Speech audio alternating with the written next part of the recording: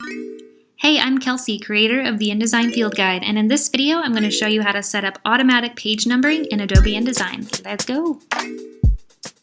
The best place to put a page number is on a master page. Now, a master page is like a mini template within your file that is great for any type of repeated content that you want to show up on every page, like a header or a footer or a background, or especially page numbers. So first we're going to open up our Pages flyout menu here. If you don't see that in your options, you can go to Window and toggle it on right here under Pages.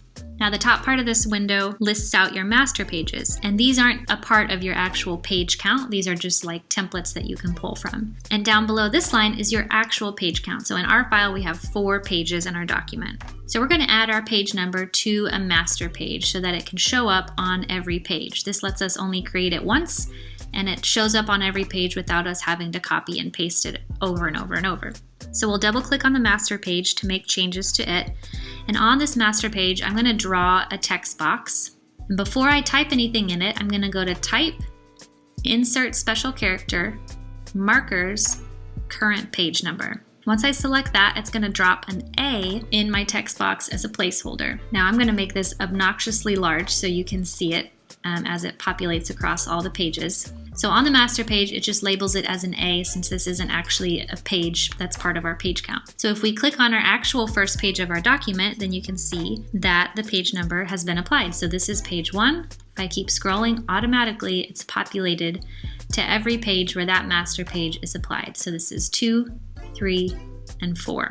Now the best part of this tool is that if you add more pages, if we click the plus sign here and we keep adding pages, 5, 6, 7, it's going to automatically add my page number to all of those pages. Same goes if I rearrange my pages. If I drag 7 up here to 3, it automatically renumbers and everything stays in order. So you never have to worry about them getting mixed up or getting out of order.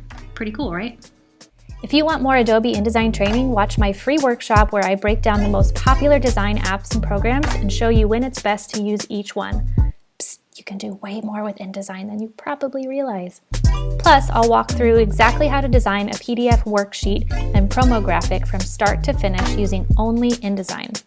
Click that first link in the description below to watch the free workshop right now. Go ahead, click it. You know you want to.